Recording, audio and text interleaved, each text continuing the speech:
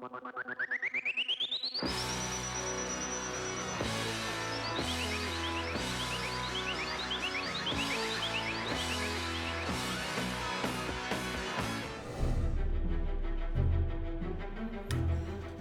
the first movie, I had to be very, very careful about not knocking people off balance. But because we now have these grounded characters we know and love, it does allow us to explore some more outlandish places than we did in the first film. For this second volume, I think we accomplished everything we set out to do. We had all different environments that we had to create. What James has done with Guardians of the Galaxy Volume 2 is something very unique.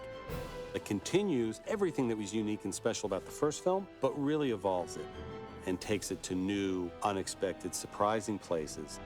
We're creating totally new worlds, and so there's a lot more open to imagination.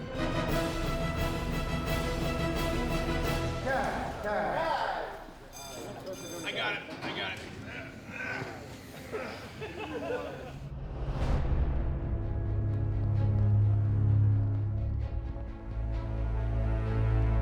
I had a lot more time to write the screenplay this time around. I started writing the treatment the day the first movie came out. And to me, it was important to make a more elegant film, a more beautiful film, where we really got to enjoy these spacescapes. We want to have as much real space for actors to work in as we can because it allows for better performance. But obviously in a film like this, we're set in outer space, so we can't actually shoot very much in camera. And so Marvel's visual development team created these worlds and these environments as still art, these concept paintings. The Viz Dev department that we have is phenomenal, and they create amazing keyframes that sometimes redefine the scene or create a scene for us.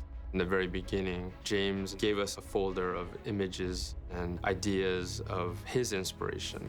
And a lot of those things were from old sci-fi pulp novels. James would give us his favorite parts, the scenes that we need to establish first to get the feel of the movie.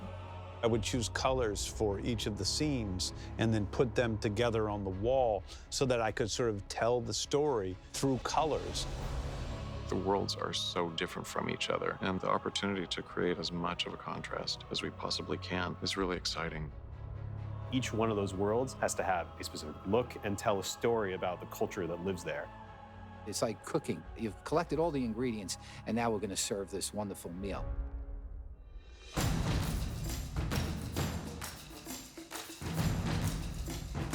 We are on the set of Bearheart, where Rocket is taking out a large group of Ravagers one by one by one by one.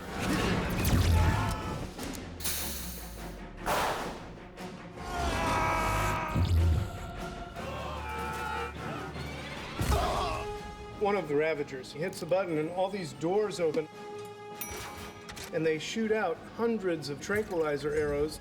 So we made hero pieces that are milled out of brasses and silvers, and then the rest of them will be computer graphics firing out hundreds of these arrows, hitting the Ravagers. We have a scene here where Rocket is jumping tree to tree. As he jumps from the trees, we have a lot of people on the ground firing him. So we have 8 trees rigged with bullet hits. The camera's on a wire. The camera's going to move through the trees. We have about 660 bullet hits that we're syncing up with the camera for this shot. All right, effects is hot. 3, 2, 1, go!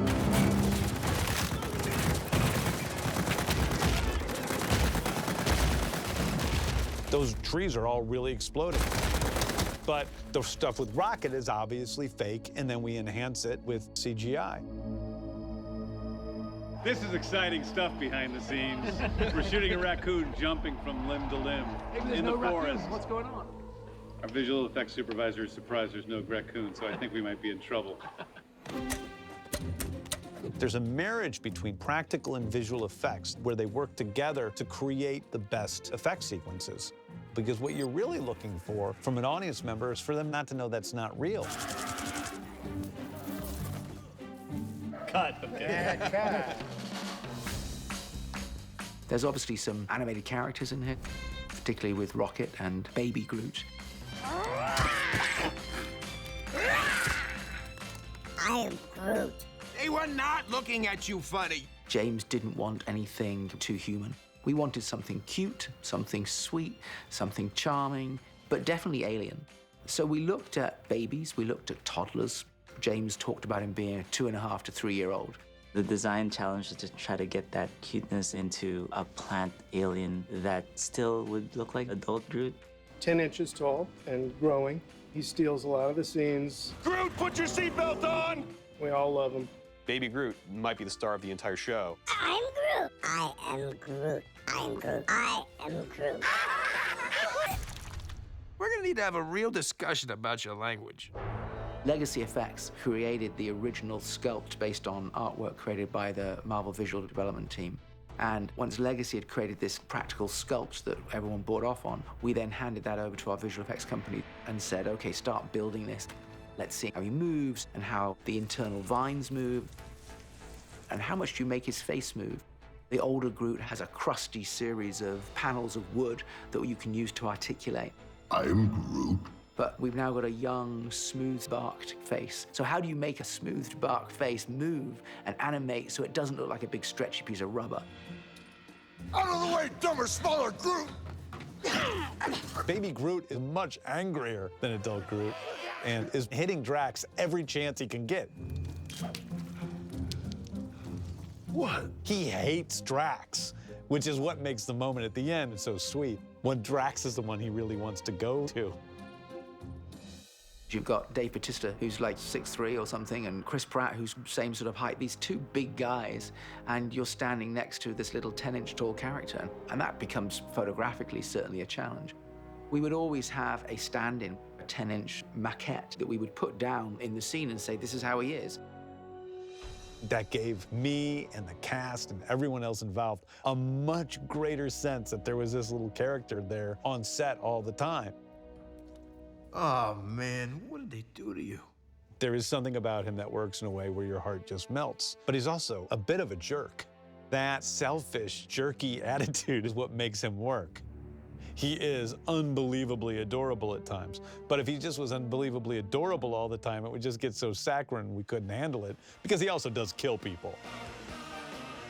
Okay, we're set. And 3, 2, 1, go.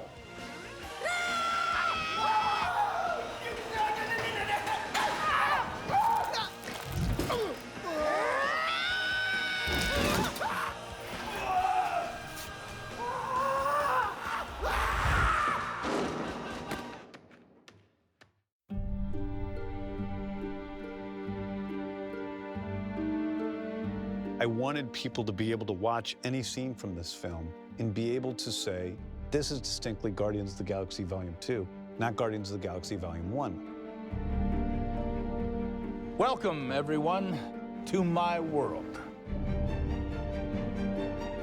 I wanted this movie to be its own movie with its own distinct look.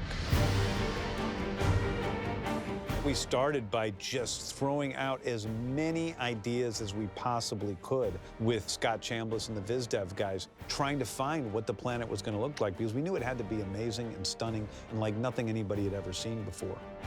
Ego was the biggest challenge of this film. We were exploring a lot of bold colors, really esoteric, strange and weird-looking things. These fantastical worlds still have to be familiar and still have to resonate with an audience so that they can relate to them. Drop her, Kraglin. We have the face of Ego on the planet, which you can see when Kraglin is traveling towards the planet, which is a nod to the comics. And then also the interior of the planet forms Ego's face in these giant rock formations as he's attacking the Guardians of the Galaxy. What a day.